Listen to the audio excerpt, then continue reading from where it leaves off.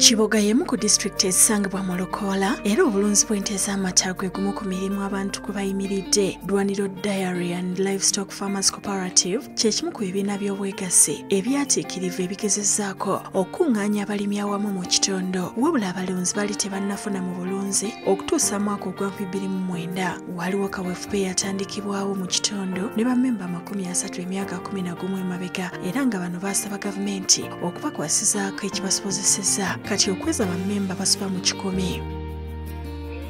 Embeera y'amata yali mbi ng'amata waabangawo obumotoka obugatwala eyo e Kampala nga bagatwala ogenda okulaba olw'eggulo nti gonna gafudde, ogenda okulaba katale teri.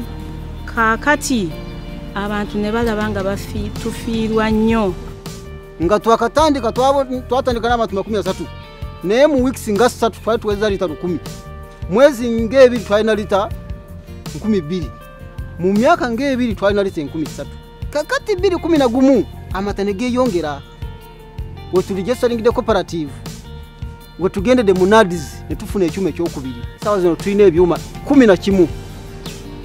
Okuyita mu kibiina ky'obwegassi kino kwe kufuna ebikozesebwa okuli eddagala ly'ebirime n'ebisolo. Kino basobodde okukituukako okuyita mu kuyungibwa ku butale obw'enjawulo okugeza amata agaabwe gonna gagulwa kampuni eya Jessa era abalunzi basobolera ddala okugula emmere mu bungi ku miwendo emisaamusaamu. Kati abeegassi bano amaaso bagolekeza kukakasa ng'abalimi ate bwe bana emmere emala nga bayita mu kubakubiriza okugirima. Mu maaso kaawo ne bajja ne batwongera tractor okusobola okuyamba abalunzi baffe abamu okulima omuddo gw'ente basobola okubanga ne mu budde bw'ekyeya basobola okusigaza amata ge balina, then abalala basobola okulima ebirime ebinaavangamu emmere mu kifo ky'okubanga badipendinga ku mata gokka oba okubanga bagula emmere.